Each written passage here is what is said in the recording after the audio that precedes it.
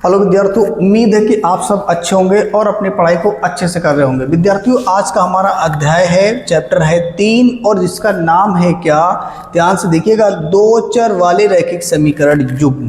पहले विद्यार्थियों मैं क्या करता हूँ, इस चैप्टर के नाम को समझते हैं, इनमें क्या क्या शब्द है, इनका क्या मतलब है। ध्यान से देखिएगा, अगर बात करें युग्म तो युग्म का मतलब क्या होता है, पेयर मीन्स जोड़े होता है। और समीकरण का मतलब क्या होता है विद्यार्थियों, समीकरण का मतलब होता है अगर कहीं पर आपको बराबर का चिन्ह मिल जाए, यानी दो संख्या बराबर में लिखी हो, इधर आपका मिल सकता है RHS और इधर आपका क्या रहेगा LHS, ठीक है। अगर इस तरह का कोई सिस्टम लिखा तो उसे क्या बोलेंगे, समीकरण बोलेंगे, ठीक है। और अगर बात करें रैखिक का मतलब क्या हुआ, रैखिक का मतलब ये हुआ विद्यार्थियों, समीकरण होना चाहिए लेकिन रैखिक समीकरण होना चाहिए। तो रैखिक को हम एक और नाम से जानते हैं, एक घातीय समीकरण, यानी ऐसा समीकरण जिसमें चर की अधिकतम घात कितनी होनी चाहिए, एक होनी चाहिए, ठीक है, वो कहलाता है रैखिक समीकरण। और आगे देखते हैं, यहाँ पे बोला गया दो चर। आप पूरी बात मेरी समझिए ध्यान से, यानी इन्होंने बोला है कि दो चर वाले रैखिक समीकरण, यानी रैखिक समीकरण होने चाहिए लेकिन कैसे होने चाहिए, रैखिक समीकरण। रैखिक समीकरण का मतलब ऐसे समीकरण हो जिसमें उसकी घात कितनी हो, एक हो, लेकिन इन्होंने बोला दो चर होने चाहिए। तो पहली बात तो ये कि विद्यार्थी, चर क्या होता है, चर को इंग्लिश में बोलते हैं वेरिएबल। वेरिएबल यानी चर क्या है, वेरिएबल यानी कि चर क्या है विद्यार्थियों, चर का मतलब होता है एक अननोन नंबर, यानी वो नंबर जिसकी वैल्यू पता ही नहीं होती है, जो हर जगह बदलता रहता है। जैसे कि मैंने बात किया, ये x है, ठीक है। अब ये x की वैल्यू कहीं पर 5 आ सकती है, कहीं पे 3 आ जाती है, कहीं पे 4 आती है, कहीं पे -2 आती है, इसका मतलब ये कहीं फिक्स नहीं होता है। अगर बात करें विद्यार्थियों y, तो y कहीं पर भी 2 आता है, कहीं पे 6 आता है, कहीं पे 8 आता है, यानी हर स्थान पर इसका मान बदलता रहता है, यानी ये फिक्स नहीं होते हैं। और अगर बात करें विद्यार्थियों z, तो इसका भी मान बदलता नहीं है। तो आप कह सकते हो a, b, c dot XYZ, यानी ये जो सारे होते हैं इन्हें हम लोग क्या बोल देते हैं, चर राशियां बोल देते हैं। चर राशियां मतलब चलने फिरने वाली राशि, जिनका मान कभी भी कहीं पर भी कुछ भी हो सकता है, मान बदलता रहता है, मान फिक्स नहीं होता है। लेकिन हम क्या करेंगे, इस चैप्टर में हमको चाहिए दो चर, तो दो चर में मैं पहला चर ले लूंगा x, दूसरा क्या ले लूंगा, y। अरे आने को तो कुछ भी हो सकता है, लेकिन इसमें दो चर ज्यादा यूज होंगे, x और y। तो यहां हो जाएंगे दो चर वाले रैखिक समीकरण युग्म, यानी हमको समीकरण लेना, दो समीकरण लेना है और वो होने चाहिए, सब रैखिक समीकरण होने चाहिए, दो समीकरण हो, रैखिक समीकरण हो। ध्यान से देखते हैं, जैसे मान लो इसमें जो समीकरण उनका व्यापक रूप क्या होता है, यानी जनरल टर्म्स क्या होती है। ध्यान से देखिएगा, यहाँ पे जनरल टर्म्स होती है a1x प्लस का b1y प्लस c1 बराबर कितना, 0 के। और यहाँ से दूसरा होता है a2x प्लस का b2y प्लस का c2 बराबर किसके, 0 को। ये y है विद्यार्थियों, उसका ऐसे सही से लिख लो, ठीक है, बात क्लियर है कि नहीं। यहाँ पर इन दो समीकरणों को याद रखिएगा, क्वेश्चन में जो कोई समीकरण दे रखा होगा उसकी हम तुलना करेंगे ये मानक समीकरण से, ये होते हैं मानक समीकरण। अब इसमें देख सकते हो आप, यहाँ पे दो चर दिख रहे हैं आपको, x और y, इसमें भी दिख रहा है और इसमें भी दिख रहा है x और y, ये दो चर हो गए ना, कोई दिक्कत नहीं है। अब यहाँ से देखना है, ये दो हो गए, यानी कि दो है, इसलिए इसको युग्म बोलते हैं। युग्म का मतलब जोड़ा होता है, ठीक है, तो ये आपने लिख लिया। अच्छा विद्यार्थियों, ध्यान से देखिएगा, अगर मैं इसका ग्राफ खींचूं, अगर मैं इसका ग्राफ यानी पहले वाले का ग्राफ खींचूं और दूसरे वाले का ग्राफ खींचूं, तो इनका जो ग्राफ आता है, इनका ग्राफ एक सीधी रेखा आती है। बात क्लियर है कि नहीं। जो पहला वाला होगा उसकी एक सीधी रेखा आएगी, कैसी भी आ सकती है, कोई दिक्कत नहीं है, और दूसरे वाले की भी क्या आएगी, एक सीधी रेखा ही आएगी। तो विद्यार्थी यहाँ पर हमको ये भी सोचना होगा, ये भी देखना होगा, जो रेखाएं होंगी, यानी जो दो रेखाएं होंगी वो किन किन तरह से मिल रही होंगी और किन तरह से, किस तरीके से नहीं। जैसे मान लो मैंने यहाँ पे एक रेखा ले लिया, ठीक है, ये एक रेखा लिया, ये लाइन है, इसको L1 नाम दे दिया, और यहाँ से ये दूसरी रेखा मैंने नाम दे दी, ये हमारी है L2 हो गई। ये दो रेखा है ना, अब ये दो रेखाएं आपस में कहीं पे टच नहीं कर रही, तो इन्हें बोलेंगे कैसी रेखाएं, समांतर रेखाएं। और अगर मान लो हमने इस तरह से दो रेखा लिया, एक रेखा हमारे पास ये L1 है और एक रेखा सेम टू सेम इसी के ऊपर है, जिसका नाम मैंने क्या दे दिया, L2। तो इन रेखाओं को क्या बोलेंगे, इनको बोलेंगे संपाती रेखाएं। कैसी रेखाएं, संपाती रेखाएं, यानी जब एक रेखा के जस्ट ऊपर दूसरी रेखा होती है तो उसे क्या बोलते हैं, संपाती रेखाएं बोलते हैं। और विद्यार्थियों एक कंडीशन और बनती है, और कंडीशन क्या बनती है देखिएगा, दो रेखाएं, ये मेरी L1 है और ये L2 है। ध्यान से देखने वाली बात है भाई जी। अब ये कहाँ पर कट कर रही है? तो सिर्फ एक पॉइंट पर कट कर रही है। अगर एक पॉइंट पर कटेगी विद्यार्थियों तो उसे बोलते हैं प्रतिच्छेदी रेखा। ठीक है, अब ये हम लोगों ने जान लिया रेखाएं यहाँ पे तीन तरह से मिलेंगी। एक तो यह हो सकता समांतर हो, दूसरी संपाती हो, तीसरी कैसी हो? प्रतिच्छेदी रेखा हो। तो अब हम कैसे जानेंगे भाई, इस समीकरण से कैसे जानेंगे रेखाएं कैसी है? तो इसके लिए हम लोग क्या करते हैं, हमारे पास कुछ अनुपात होते हैं जिनसे हम चेक कर पाते हैं कि रेखाएं संपाती हैं कि समांतर है या प्रतिच्छेदी है। तो मैं उसको लिख देता हूं, उसको आपको नोट कर लेना है और उसे अच्छे से तैयार कर लेना है। उसके बिना काम आपका नहीं चलेगा। ध्यान से सुनिएगा। अगर मान लो, पहली शर्त ये है कि मान लो मेरे पास दो रेखा है, ये पहली है L1 और ये L2 है। ये एक पॉइंट पर कट कर रही है, एक पॉइंट पर कट कर रही है, इसका मतलब ये कैसी रेखाएं हैं? प्रतिच्छेदी रेखाएं हैं। तो मैंने यहां लिखा ये रेखाएं हैं प्रतिच्छेदी रेखाएं, तो मैंने यहां लिख दिया प्रतिच्छेदी रेखाएं हैं। बात क्लियर है कि नहीं? लेकिन अब हम रेशियो कैसे पता करें? अब क्या रेशियो होगा इनका? तो याद रखिएगा, इनका जो रेशियो होता है विद्यार्थियों, A1/A2 does not equal B1/B2। B1/B2 कहने का मतलब ये, हम इनका रेशियो निकालेंगे। अगर रेशियो इस तरह से सेट हो गया तो हम ये समझ जाएंगे जो रेखाएं हैं वो कैसी हैं? प्रतिच्छेदी हैं। और इसमें जो हल होते हैं विद्यार्थियों, इसको बोलते हैं, इसमें जो हल होंगे वो हल होंगे अद्वितीय हल होंगे। अद्वितीय हल होंगे, अद्वितीय हल होंगे। और अद्वितीय हल का मतलब होता है एक के अलावा कोई हल ना होना। ठीक है, अब आगे समझते हैं विद्यार्थियों। मान लो कि यहाँ से इस तरह से कंडीशन बन जाएगी, एक रेखा हमारे पास ये L1 है और ठीक इसी के ऊपर दूसरी रेखा है जिसका नाम मैंने क्या दे दिया? L2 दे दिया। तो ये कैसी रेखाएं हो जाएंगी? तो आप बोलोगे संपाती रेखाएं हो जाएंगी। ये कैसी रेखा हो जाएंगी? तो ये हो जाएगी संपाती रेखाएं। ठीक है, ये होंगी संपाती रेखाएं। अब आपको याद रखना है संपाती रेखा में रेशियो क्या होगा, तो ये भी देख लेते हैं। यहाँ हो जाएगा A1/A2 बराबर B1/B2 बराबर C1/C2। मतलब समझ गए कि नहीं? यहाँ पे सारे रेशियो आपस में क्या होंगे? बराबर। अगर सारे रेशियो बराबर हो गए हैं तो हम बोलेंगे रेखाएं कैसी हैं? संपाती हैं। इसी तरह से इसमें भी हल निकलेगा। तो जो इसके हल आते विद्यार्थियों, उसका नाम दे देते हैं यहाँ पे अनेक हल होंगे। यहाँ पे हल कितने होंगे? अनेक हल होंगे। बात क्लियर है कि नहीं?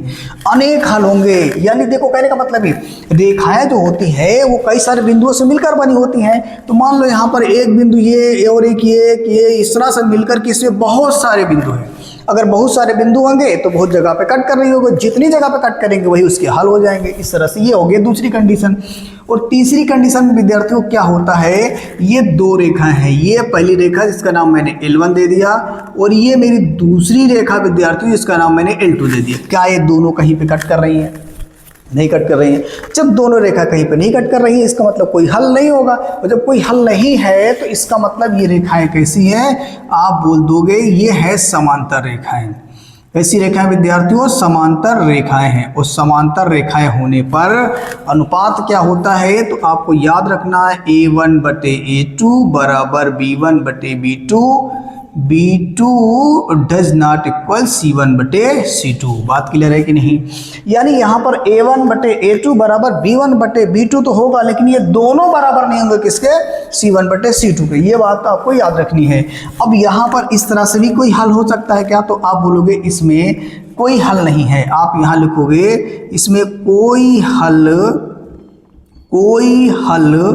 नहीं होगा, कोई हल नहीं होगा या कोई हल नहीं है। याद रखिएगा, जब क्वेश्चन में कहेगा कोई हल नहीं की कंडीशन क्या होगी तो आप याद रखोगे क्या हो जाएगा? A1/A2 बराबर B1/B2 बराबर डज नॉट इक्वल C1/C2। इसे पढ़ते डज नॉट इक्वल। ठीक है, इसका मतलब होता है कि ये बराबर नहीं है। अब एक बात और याद रखना है, अगर ये दो कंडीशन आ जाएंगी, अगर ये दोनों कंडीशन आ जाएंगी, इन दोनों में से चाहे ये कंडीशन आ जाए या ये आ जाए या दोनों आ जाए, तो दोनों के कंडीशन में हम बोल देते हैं हल हमारे जो होते हैं वो संगत होते हैं। क्या होता है विद्यार्थियों?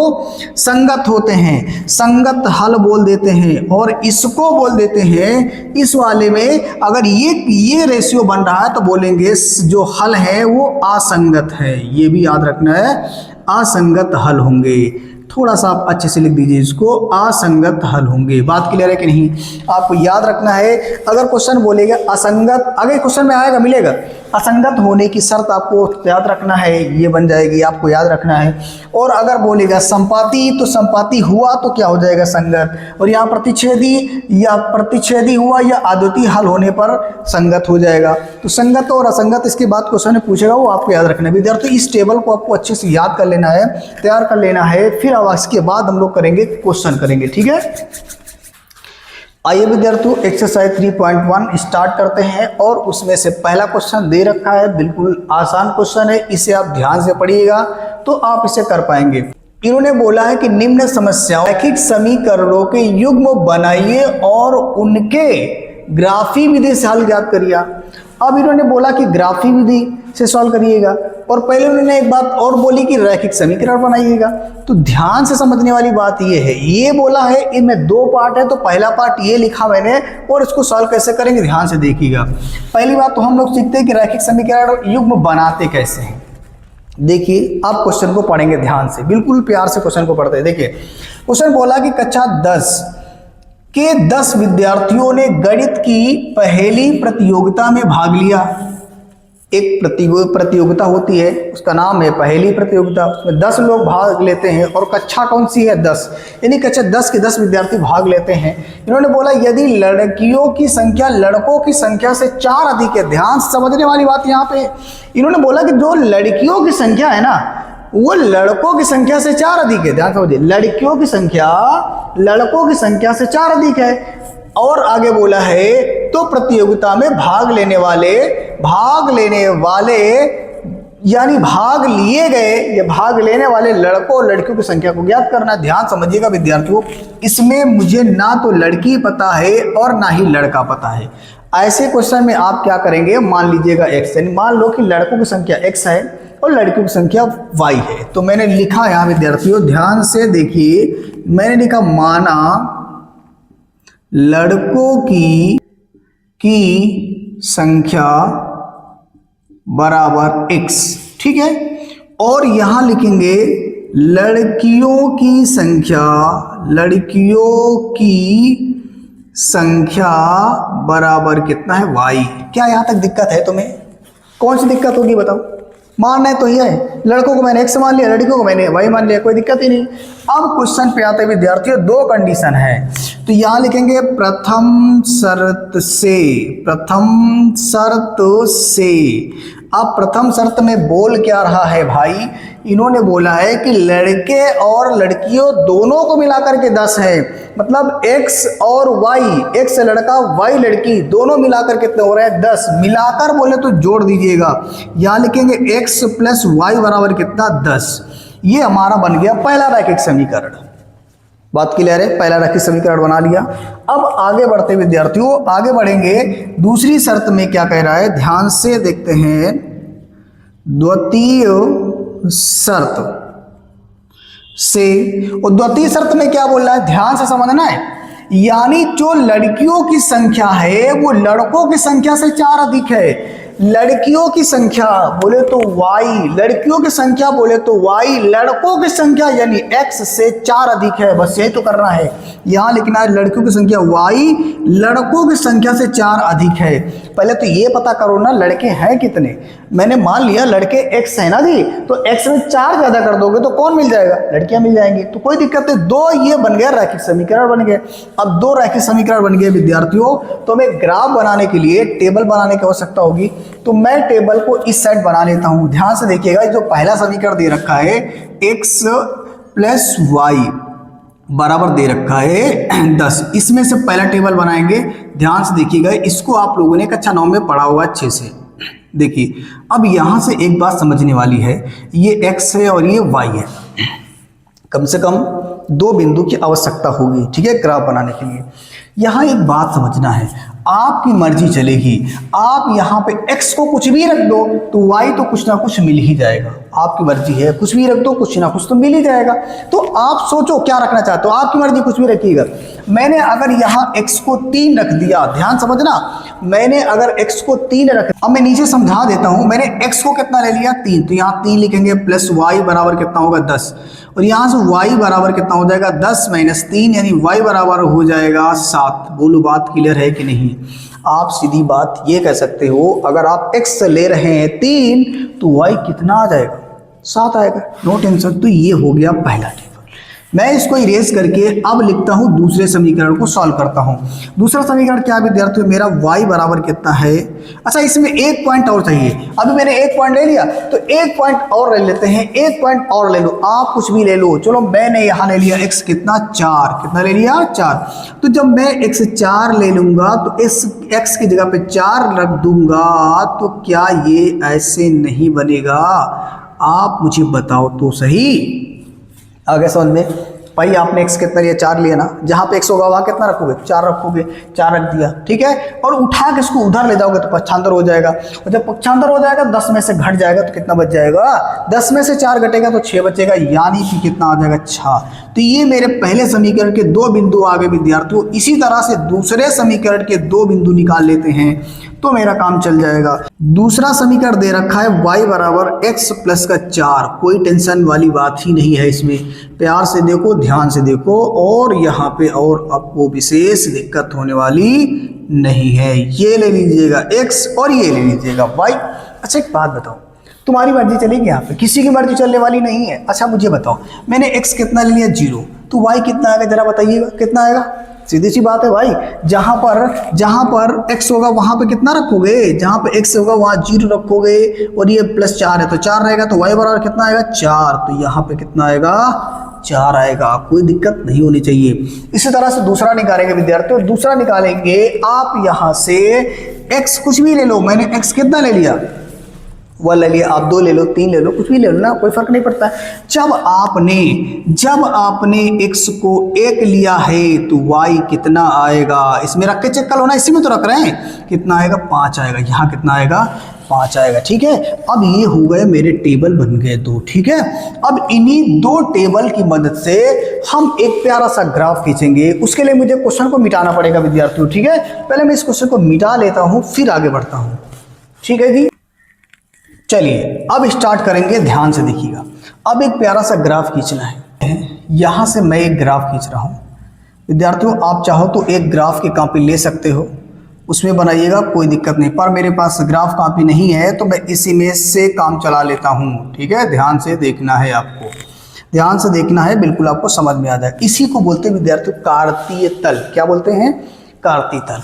इधर वाले भाग को बोलते हैं, ये है एक्स अक्ष, क्या है ये एक्स अक्ष है, जिसे बोलते हैं एक्स एक्सिस भी बोल देते हैं। और ये मेरा होता है विद्यार्थियों इस साइड एक्स डैश अक्ष, इसको क्या बोलते हैं एक्स डैश एक्स।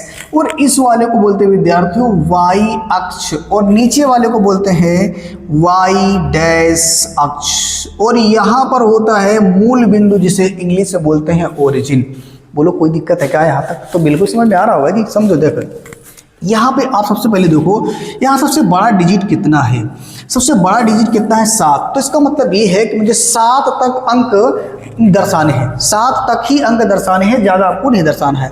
क्या इसमें कोई माइनस वाला है? तो माइनस वाला नहीं है तो भी टेंशन नहीं लेना। ध्यान से देखिए, अगर आप 0 से ऊपर जा रहे हैं, मेरी बात समझिएगा, 0 से अगर आप ऊपर जा रहे हैं तो चिन्ह आप धनात्मक लेंगे, और अगर नीचे आ रहे हैं तो माइनस लेंगे, और अगर आप 0 से दाहिनी साइड जा रहे हैं तो प्लस लेंगे, और 0 से बाईं साइड जा रहे हैं तो आप क्या लेंगे? माइनस लेंगे। यहाँ तक कोई दिक्कत नहीं होनी चाहिए। हालांकि हमको माइनस में ऊपर, हमको बाईं साइड और नीचे जाना ही नहीं, तो इसीलिए माइनस का टेंशन ही नहीं है। तो चलो यहाँ पे लिख लो, ये हो जाएगा 1 2 3 4 5 6 7 8, कितना भी ले लो इसमें कोई फर्क नहीं पड़ता। ये एक नंबर लाइन होती है, मतलब इस लाइन में आप कितने भी पॉइंट ले लो कोई दिक्कत नहीं है। यहाँ देखिए 1 2 3 4 5 6 7 ही ले लीजिए, ठीक। 1 2 3 4 5 6 7 8 ले लो। अच्छा 8 नीचे लिया तो इधर भी ले लो, 1 2 3 4 5 6 7 8, ठीक है। अब ध्यान से सुनिएगा, यहाँ पर थोड़ा सा इनका ग्राफ कैसे ड्रा करना है ध्यान से देख लीजिएगा। पहले देखो इस वाले पॉइंट को देखो, इतने वाले भाग को देखो, यहाँ x कितना है 3 है, इधर ये x वाली लाइन है और ऊपर y वाली लाइन है, ये x वाली लाइन, y वाली लाइन, x वाली और y वाली, ध्यान से देखिएगा। x की जगह पर कितना है 3, तो यहाँ से आ जाओ 1 2 3, मैं इस x जगह पे आ गया हूँ, यहाँ पर ये 3 आ गया, ठीक है जी। और y में कितना जाना है 7, y में चलो 1 2 3 4 5 6 7, यानी y पे आप इस जगह पे आ गए हो। अब इन दोनों को डॉट डॉट करके आगे बढ़ाना है, बिल्कुल आप ये पटरी से काम करेंगे, बिल्कुल पटरी से आपको खींचना है, बिल्कुल सीधी सीधी लाइन बनाना, ठीक है। तो यहाँ से मैं इसको मिला देता हूँ, ध्यान से देखिएगा, तिरछा हो जाएगा तो कोई दिक्कत नहीं, आप इसे पटरी से अच्छे से बना लीजिएगा। आप इसको कितना भी बड़ा कर लो कोई दिक्कत नहीं, लेकिन यहाँ से मिटा दो, ज़्यादा बनाने की जरूरत नहीं है। अब जो इस जगह के पॉइंट आएंगे विद्यार्थियों, इसका नाम दे दीजिए, यहाँ पहले x की वैल्यू 3 और फिर y की वैल्यू कितनी है 7 है। कोई दिक्कत है क्या? बिल्कुल नहीं दिक्कत होनी चाहिए थी। अब आगे देखो, यहाँ से x की वैल्यू ये वाला हो गया, अब इसमें आएंगे x की वैल्यू कितनी लेनी है 4, x की वैल्यू 4, देखो यहाँ x की वैल्यू 4 नहीं, इस जगह पे आएंगे 1 2 3 4 आ गया ना 4 पे, इस जगह पे आ गए। और y में कितना जाना है 6, देखो y में 6। अब इन दोनों को आगे बढ़ाना है विद्यार्थी, इन दोनों को आगे प्यार से बढ़ा देना है, इन दोनों को ऐसे आगे बढ़ा देना है और इन दोनों को आपको आगे ऐसे बढ़ा लेना है, इन दोनों को बढ़ा लेना है। ये कहीं तो मिलेंगे, लाइन देखो टेढ़ी नहीं होनी चाहिए, थोड़ा नहीं तो डिस्टर्बेंस हो सकता है, ठीक है। अब मेरे पास पटरी है ना विद्यार्थियों, आप लोग पटरी से खींचेंगे तो ज़्यादा सही। अभी जहाँ पे कट किया ना उसी का क्या नाम होगा पता है, उसी को बोलेंगे x कामा y, यानी x की जगह पे 4 आएगा और फिर कितना आएगा 6 आएगा। देखो x कामा y होता मतलब पहले x की वैल्यू आती है फिर y की वैल्यू आती है, यानी अब ध्यान से सुनना, ये टेबल का काम हो गया। अब इसको आपको मिला देना, इन दोनों बिंदुओं को मिलाना है पटरी रखकर। कैसे? अब यहां से इन दोनों को मैंने बिल्कुल सीधी सी लाइन, अरे देखो तिरछा हो गया, 1 मिनट, देखो इसको मैंने क्या किया, बिल्कुल सीधा ऐसे मिला दिया है इस तरह से। ये देखो, ये देखिए भाई, ये बन गई आपकी एक प्यारी सी लाइन, ठीक है जी। ये लाइन बन गई कि नहीं बन गई? ये हो गई आपकी लाइन। लेकिन ये जो रेखा है, ये जो रेखा है इसका समीकरण क्या था पता है, किससे बना है? यहाँ लिख दोगे x प्लस वाई बराबर कितना 10, ये x प्लस कितना हो जाएगा 10 हो जाएगा। अब इसी तरीके से इस वाले का भी तो काम करेंगे ना, ये पहली रेखा खींच लिया मैंने, दूसरी रेखा खींचेंगे, ध्यान से देखिएगा। दूसरी x में कितना 0, यानी इसी जगह पे ये हिला डुला नहीं, ये पे बैठा हुआ है। और y में कितना है 4, तो ध्यान से देखो y में 4, 1 2 3 4, इस जगह पे आ जाओ, इस जगह पे आ जाओ। इस जगह के पॉइंट क्या होंगे विद्यार्थियों, तो इसके पॉइंट हो जाएंगे 0,4, 0,4। क्या मैं 4,0 ले सकता हूँ? तो जवाब नहीं, क्यों? मुझे पहले x लिखना है और क्या लिखना है y लिखना है। आगे बढ़ते हैं, आगे बढ़ते हैं। अब आगे यहाँ पे 1,5, 1,5 मतलब समझ रहे हैं कि नहीं? x में कितना जाना 1, मतलब इस जगह पे आना है, और y में कितना जाना है 5, y में जाना है 5 विद्यार्थी, ये देखो, ठीक है। अब क्या करना है, इन दोनों को आगे बढ़ाना है, इन दोनों को आगे बढ़ाना है, ऐसे ऐसे इस तरह से इसको आगे बढ़ाना। एक काम करो, मैं इसको इस साइड लिख देता हूँ बाहर, 0,4 इस जगह बाहर लिख देता हूँ तो ज़्यादा सही रहेगा, इसको मिलाने में दिक्कत नहीं होगी। अब इसको आगे बढ़ा दो, इसको ऐसे आगे बढ़ा दो, इस तरह से आगे बढ़ा लो। अब यहाँ देखो, जो इसके पॉइंट आएंगे ना, पॉइंट इस विद्यार्थी, इसके जो पॉइंट आएंगे ना वो क्या हो जाएंगे 1,5 इस तरह से आ जाएंगे। अब ध्यान से देखना है, दोनों बिंदुओं को मिलाना है, बिल्कुल प्यार से देखिए ध्यान से। एक पॉइंट ये है ना और एक पॉइंट ये है, इन दोनों को मिलाना कैसे, ध्यान से देखना। इस तरह से बिल्कुल पटरी रखिएगा, इस तरह से ये बिल्कुल सीधा होकर यहाँ पे आएगा, यहाँ पे कट करेंगे, ध्यान से देखिएगा।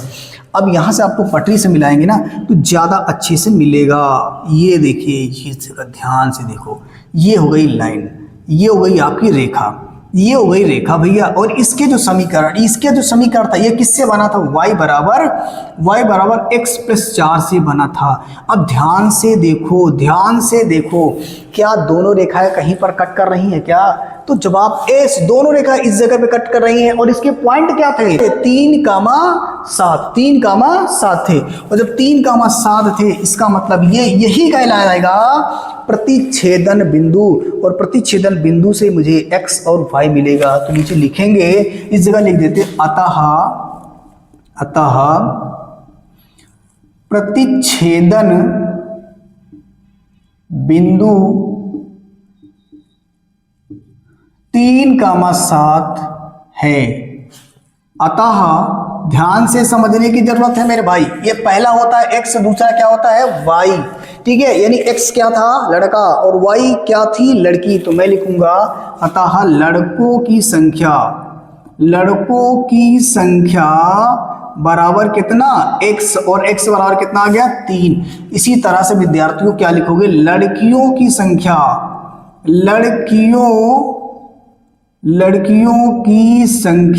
और लड़कियों की संख्या बराबर कितनी थी, y, और y बराबर कितना आ गया, 7। विद्यार्थियों हम लोगों ने बिल्कुल प्यार से पहला क्वेश्चन ग्राफी विधि से सॉल्व कर लिया, और इसको आप जरा पट्टी से खींचेंगे ना तो बिल्कुल और अच्छा बनेगा। ठीक है, तो चलिए इसको आप अच्छे से नोट करिएगा। पहले सवाल नंबर सेकंड, ये भी बिल्कुल आसान क्वेश्चन है पहले की तरह से, लेकिन इसको भी ग्राफ बना करके ही सॉल्व करेंगे। ध्यान से देखिए और समझिएगा। क्वेश्चन बोल रहा है कि 5 पेंसिल तथा 7 कलमों का मूल्य 50 रुपये है, जबकि 7 पेंसिल तथा 5 कलमों का मूल्य 40 रुपये है। एक पेंसिल तथा एक कलम का मूल्य ज्ञात करना है। विद्यार्थियों ध्यान से समझिएगा। सबसे बड़ी बात तो ये है कि आप क्वेश्चन कितना अच्छा से समझ पाते हैं।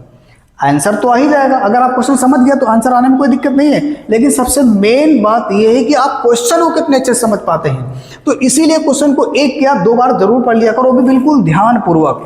सबसे ज्यादा क्वेश्चन पढ़ने की जरूरत है, आंसर तो आ ही जाएगा, टेंशन नहीं है आंसर की, बशर्ते ये है कि क्वेश्चन समझ में आना चाहिए। अब ध्यान समझो, इन्होंने पूछा क्या है, एक पेंसिल और एक कलम का मूल्य पूछा है, और इसमें कुछ है नहीं, तो हमारा सीधा सा बनना ये है कि मान लो भाई, जो नहीं पता उसको मान लीजिएगा। तो यहां लिखते हैं विद्यार्थियों, हम लोग सॉल्यूशन डालेंगे और लिखेंगे माना एक, पहले पेंसिल है तो पेंसिल ले लो, एक पेंसिल का मूल्य बराबर x रुपया है। बात क्लियर है? क्या दिक्कत है भाई, x मान लिया मैंने, आप कुछ भी मान लो, मैंने x मान लिया। और यहां लिखेंगे विद्यार्थियों, एक कलम का मूल्य बराबर y रुपया। बोलो बात समझ में आए कि नहीं है? कोई दिक्कत नहीं है। अब यहां से थोड़ा सा समझने वाली बात। अच्छा एक बात बताओ, अगर एक पेंसिल x रुपया की है तो 2 पेंसिल कितने को हो जाएंगे, 2x हो जाएंगे। 3 पेंसिल कितने को होंगे, 3x हो जाएंगे। 4 पेंसिल कितने को हो जाएंगे, 4x होंगी। कुल मिला के ये जितनी पेंसिल होंगी उसको पैसे से गुणा कर दोगे तो वही तुम्हारा आंसर आ जाएगा। कहने का मतलब ये, यहाँ पे मुझे 5 पेंसिल और 7 कलमों का जो मूल्य दे रखा है वो कितना है, 50 रुपए। ध्यान से समझने वाली बात ये है, क्या बोला इन्होंने कि 5 पेंसिल हैं और 7 कलमें हैं, टोटल 50 रुपए देना पड़ा। तो ध्यान से देखो, यहां लिखेंगे प्रथम शर्त से, जो हमारी प्रथम शर्त है विद्यार्थियों, उसमें कितनी पेंसिल है, 5 है। एक का मूल्य कितना है, x है, तो 5 का कितना हो जाएगा, 5x हो जाएगा। बहुत बढ़िया। तो यहां से देखो ये हो जाएगा 5x, प्लस करेंगे। प्लस क्यों करेंगे, क्योंकि दोनों का योग कितना दे रखा है, 50। अब ध्यान से समझो, एक कलम का मूल्य y रुपया है, तो 7 कलम का मूल्य 7y बराबर कितना दे रखा है, 50। बात क्लियर है कि नहीं? अरे भाई ये 5 पेंसिल का मूल्य है और ये 7 कलमों का मूल्य है, दोनों को मिलाकर कितना हो गया, 50 रुपए हो गया। समीकरण बन गया, यानी एक रैखिक समीकरण मैंने बना लिया। अब ध्यान से देखना है अगला, यानी द्वितीय शर्त से ध्यान से देखिएगा। इन्होंने द्वितीय शर्त में क्या बोला, अब इन्होंने क्या किया, पैसा तो 46 रुपए ही खर्चा किया है, परंतु पेंसिल कितनी लिया है, 7, और कलम कितनी लिया है, 5 लिया। कोई दिक्कत नहीं, ध्यान से समझिएगा। तो यहां लिखेंगे, अच्छा एक बात बताओ, अगर एक पेंसिल की कीमत x रुपया है तो 7 की कितनी हो जाएगी, 7x होगी भैया, 7 से गुणा करेंगे ना। और इसी तरीके से, और 5 कलमों का मूल्य, एक का कितना है, y है, तो 5 का कितना हो जाएगा, 5y बराबर कितना दे रखा है, 46। बोलो बात क्लियर है कि नहीं? मैंने 2 रैखिक समीकरण बना ली, जो क्वेश्चन कहा था कर लिया कि नहीं कर लिया, आधा काम हो गया। अब आगे क्या करेंगे, ध्यान से देखना। अब इनकी बनाना है विद्यार्थियों टेबल बनाएंगे, और ग्राफ बनाने के लिए हमें 2 टेबल चाहिए। पहले वाली टेबल ध्यान से देखिए, पहले वाली टेबल मैं यहाँ बना लेता हूँ। ये 5x प्लस का 7y बराबर कितना दे रखा है, 50। यहाँ से प्यार से आपको एक टेबल बनानी है इस तरह से, और अच्छे से बनाना है ताकि एग्जाम में नंबर कटे नहीं। ये हो जाएगा विद्यार्थियों x और ये हो जाएगा y। ध्यान से समझो, अगर आप यहाँ एक y का कुछ भी मान ले रहे हैं ना, तो x का कुछ ना कुछ तो आ ही जाएगा। अगर आप x कुछ ना कुछ ले रहे हैं तो y तो कुछ ना कुछ आ ही जाएगा। मैं यहाँ पे क्या कर रहा हूँ विद्यार्थियों, मेरी मर्जी कुछ भी है, कुछ भी मानने की, तो आपकी मर्जी, कुछ भी आप मान सकते हैं, कोई दिक्कत नहीं। मैंने यहाँ पर अगर y 0 ले लिया, कितना लिया 0, y कितना लिया 0, ध्यान समझो, y अगर 0 ले लिया तो इसमें रखना भी तो पड़ेगा, देगा अपने हिसाब से कुछ भी ले लीजिएगा। चलो मैंने आपकी बार मान लिया कि y बराबर कितना लिया मैंने 5, कितना लिया 5। अब देखो कितना आएगा, y कितना लिया 5, तो देखो x कितना आता है, ध्यान से देखिएगा x कितना आएगा, जहां पर y वहां पे 5 रखेंगे, 5x और प्लस का 7 गुणे y की जगह पे 5 बराबर 50। ध्यान से देखना है, 5x प्लस 5 से कितना हो जाएगा 35 और बराबर हो जाएगा 50। यहां से 5x बराबर हो जाएगा 50 माइनस का 35, घटाओ तो कितना बचेगा 15, यानी 5x बराबर इतना आएगा, तो x बराबर आएगा विद्यार्थियों 15/5, काटोगे तो कितना आएगा 3, यानी x बराबर कितना आ गया 3। क्या समझ में आया भाई? आप अगर y 5 ले रहे हो ना तो x कितना आएगा 3 आएगा, सिंपल सी बात है, कोई दिक्कत नहीं। y की जगह पे 5 रख दो और यहाँ कितना रख दो, तो ये हो जाएगा 3। ये मुझे नहीं चाहिए, ये तो हमारा रफ कार्य है जो हम समझ रहे हैं, ठीक है। अगर ध्यान से देखो, ये मेरा पहली टेबल कंप्लीट हो गई, और दूसरी टेबल के लिए क्या करेंगे विद्यार्थियों, दूसरा समीकरण 7x प्लस का 5y बराबर 46। अब मुझे एक बात बताओ, अब मुझे आपको एक बात बतानी है, क्या बताना, ध्यान समझिए। यहाँ पर एक टेबल पहले ड्रा कर लेते हैं, टेबल पहले बना लेते हैं, एक टेबल प्यार से बना लेते हैं, ध्यान से देखते हैं। ये हो जाएगी आपकी प्यारी सी टेबल, यहाँ पे कोई दिक्कत नहीं। अब आपकी मर्जी है भाई, y कुछ भी ले लो, x कुछ भी आएगा, y कुछ भी ले लो, x कुछ भी आएगा, कोई दिक्कत वाली बात नहीं है। अगर यहाँ पर, अच्छा देखो, यहाँ पर अगर मैंने y 5 ले लिया, कितना ले लिया 5 लिया, तो आप कुछ भी ले लीजिएगा ना, 5 लिया कि नहीं लिया, ध्यान से समझो। अगर मैंने y 5 लिया तो x कितना आएगा, इसी में रखना पड़ेगा, मैं इस जगह पे सॉल्व कर देता हूँ। देखो यहाँ से 7x रहेगा प्लस 5 गुणे y, 5 गुणे y मतलब 5 गुणे y की जगह पे 5 और बराबर कितना 46, और यहाँ से 7x आएगा और प्लस 5 × 25 आएगा, बराबर कितना आएगा विद्यार्थियों 46 आएगा। 7x बराबर कितना आएगा 46 में से घट जाएगा 25, घटाओगे तो कितना आएगा 21 आएगा। बात क्लियर है कि नहीं? बिल्कुल क्लियर होगा। 46 लिख दिया आपने ना, ये प्लस वाला उधर जाएगा तो किसका होगा, माइनस होगा। 6 में से 5 जाएगा, 1 बचेगा, 4 में से 2 जाएगा तो कितना बचेगा, 2 बचेगा, 21 आ गया। लेकिन हमको निकालना, अब देखो इन दोनों के बीच में गुणा है ना जी, ये उधर जाएगा तो भाग में आ जाएगा, तो x बराबर कितना आएगा 21/7 कटेगा तो कितना आएगा 3 आ गया मेरे भाई।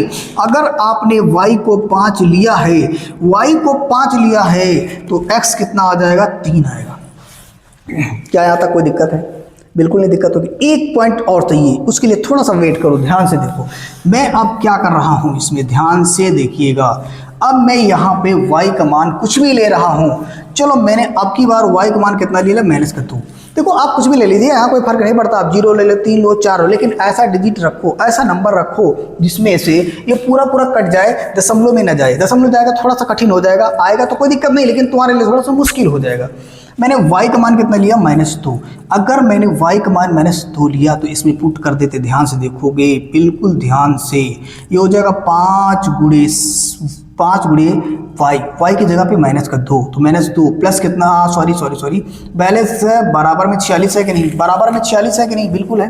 अब यहाँ से इसको सॉल्व कर लीजिएगा तो 7x आएगा, और ये देखना माइनस इंटू प्लस मिलकर ये हो जाएगा आपका माइनस, और 5 दूनी कितना हो जाएगा 10 हो जाएगा, बराबर कितना है 46 है। कोई दिक्कत है क्या? बिल्कुल नहीं दिक्कत होगी।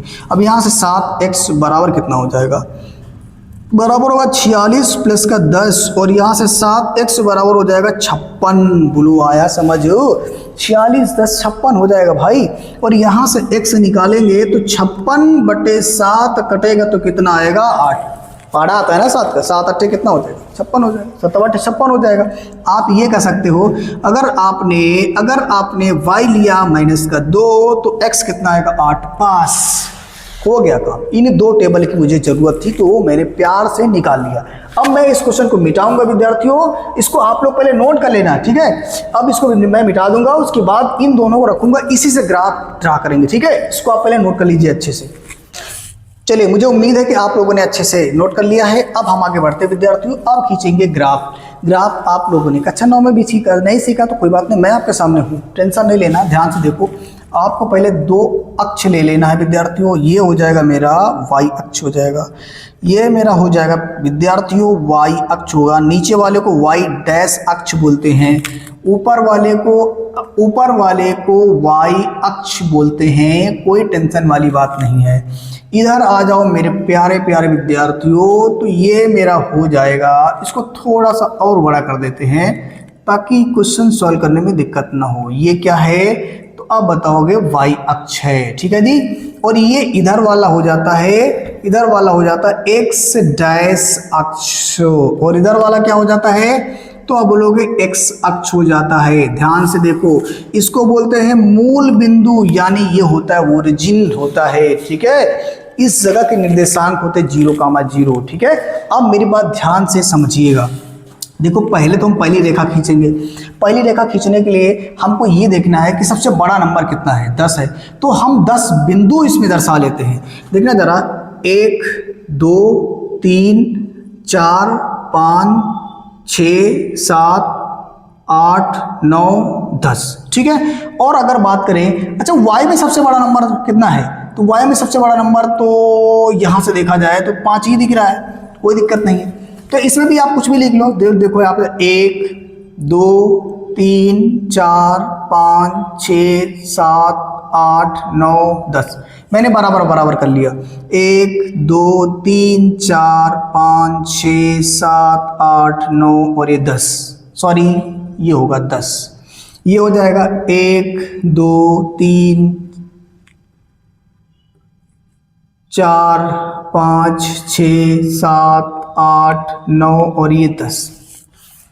अब पहली रेखा का समीकरण, यानी पहले समीकरण की रेखा खींचेंगे। ध्यान से देखिएगा मेरे भाई, y में कितना है 0 है। y में 0 मतलब ऊपर आप नहीं गए हैं, यहीं पर बैठे हैं। लेकिन x में कितने गए हैं 10। ध्यान से देखो, x में 10 मतलब इस जगह पे आ गए हैं। देखो 1 2 3 4 5 6 7 8 9 10, यानी इस जगह पे आ गए हैं।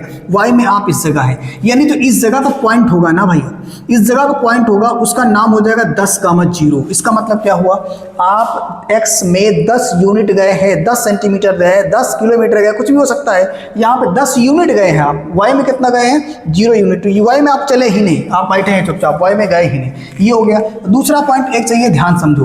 अब यहाँ समझिएगा, x में कितना जाना है 3। ध्यान से देखिएगा, 1 2 3, x में मैं इस जगह पे पहुंच गया हूं नहीं, और y में कितना जाना है मुझे 5 जाना है। देखिएगा 1 2 3 4 5, मैं इस जगह पहुंच गया। इन दोनों को ध्यान से धीरे से बढ़ा दीजिएगा, पटरी से बढ़ाइएगा विद्यार्थियों, तो बिल्कुल आसान और सीधा बनेगा, ठीक है जी। अब यहाँ से मैंने इसको बढ़ा दिया। अब जो बेकार का था, जो काम करनी है, इसको मैंने काट दिया। अब इस जगह पे आ गए हैं, तो इस जगह के जो पॉइंट बनेगा ना, उसका नाम क्या देंगे पता है विद्यार्थियों, x में कितना है 3 है, y में कितना है 5 है। ये आ गया कि नहीं है, कोई दिक्कत नहीं, बिल्कुल आसान है। अब इन दोनों पॉइंट को, एक पॉइंट ये है, एक पॉइंट ये, इन दोनों को मिलाना विद्यार्थी। ध्यान से देखो, आप पटरी से मिलाएंगे तो बिल्कुल अच्छे से बनेगा, बिल्कुल अच्छे से बनेगा। मेरे पास पटरी नहीं है तो आप टेंशन ना करो, कोशिश करेंगे सीधी सी सीधी रेखा खींचने के लिए। अब इनको मिलाना, इन दोनों पॉइंट को, ये देखो मिल गया, ठीक है। इसको थोड़ा सा अच्छे से बना लीजिएगा, थोड़ा सा अच्छे से बना लीजिए, ये आ गया, ठीक है। इसको मैंने यहाँ पर बना दिया, ये हो इसकी रेखा, ये पॉइंट हो गया इसका, ठीक। ये इसकी रेखा बन गई है, ये देखो आपने इसे बना लिया, कोई दिक्कत नहीं, ये हो गया आपका। अब आगे देखिए ध्यान से, यहाँ से ये जो रेखा बन गई ना, ये जो रेखा बनी है, इसका समीकरण क्या यहाँ पर लिख दीजिएगा ताकि दिक्कत ना हो। 7y = 50, कोई दिक्कत तो नहीं है, बिल्कुल आसान है। ये मेरा पहले समीकरण की रेखा हो गई। दूसरे के करना क्या, ध्यान से देखना। दूसरे के लिए पहले x में कितना जाना है 3, देखो x में 3 जाना मतलब इसी जगह पे जाना है। y में कितना जाना है 5, y में जाना है 5 मतलब यही एक पॉइंट है, यही पॉइंट है मेरे भाई, यही पॉइंट है। तो यही पॉइंट है, अब इसमें आगे बढ़ाने की जरूरत नहीं, इसको रहने दो यहीं पे। अब ये वाला पॉइंट का काम हो गया, इस वाले पॉइंट का काम हो गया। अब इसमें आते हैं, तो इसमें आना, ध्यान से देखो, यहाँ पे y में कितना जाना है -2। अच्छा नीचे भी आना पड़ेगा, 1 2 3 4 5, कितना भी कर लो, 1 2 3 4 5, कितना भी कर लो, कोई दिक्कत नहीं। यहाँ से देखो, ये होगा -1 -2 -3 -4 -5, ठीक। थोड़ा सा आप लोग अच्छे से लिख लेना। और ये होगा -1 -2 -3 -4 होगा, -5 होगा, ठीक है जी। अब ध्यान सुनो, यहाँ से y में कितना जाना है -2, y में जाना है कितना -2, मतलब इस जगह पे आना है। इस स्थान पे आना है। और x में कितना जाना विद्यार्थियों 8, x में जाना 8, मतलब समझ रहे हैं ना कहाँ पहुँचना है। गलत कर दिया क्या मैंने? हाँ ठीक है, इस जगह पे जाना 8 पे, इस जगह पे पहुँचना है ना। अब इन दोनों को आगे बढ़ाना है, इन दोनों को आगे बढ़ाना है इस तरह से, इन दोनों को आगे बढ़ाना है इस तरह से, और इसको भी आगे बढ़ाना है इस तरह से। इन दोनों को मैंने बढ़ा दिया, ध्यान से समझिएगा, ये मैंने बढ़ा दिया है। समझ रही हैं बात? समझ में आ रही कि नहीं आ रही? ये एक पॉइंट हो गया, और इस पॉइंट को हम क्या बोल देंगे, माइनस नहीं प्लस का 8 और माइनस का 2 आएगा। अब इन दोनों पॉइंटों को मिलाना है विद्यार्थी, ये एक पॉइंट है ना और एक पॉइंट ये है, इन दोनों पॉइंटों को मिला दीजिएगा तो ये बनेगा किस तरह से, इसका ग्राफ बनेगा इस तरह से, देखिएगा ध्यान से, इस तरह से ये बन जाएगा, ये बनेगा विद्यार्थियों इसका ग्राफ इस तरह से, ठीक है। इन दोनों पॉइंट को मैंने मिला दिया तो ये बन गया इसका ग्राफ, यहां से कोई दिक्कत नहीं। अब ये इस पॉइंट पर कट कर रही है ना दोनों रेखाएं, दोनों रेखाएं जिस पॉइंट पे कट करती हैं वही होता है प्रतिच्छेद बिंदु होता है, ठीक है। और इसी को मैं कह सकता हूं प्रतिच्छेदन बिंदु मेरा क्या आ गया है, तो बोलोगे आप प्रतिच्छेदन बिंदु क्या होगा, तो प्रतिच्छेदन बिंदु क्या होगा विद्यार्थी, ये वाला मिलेगा 3,5, क्या मिलेगा 3,5 है।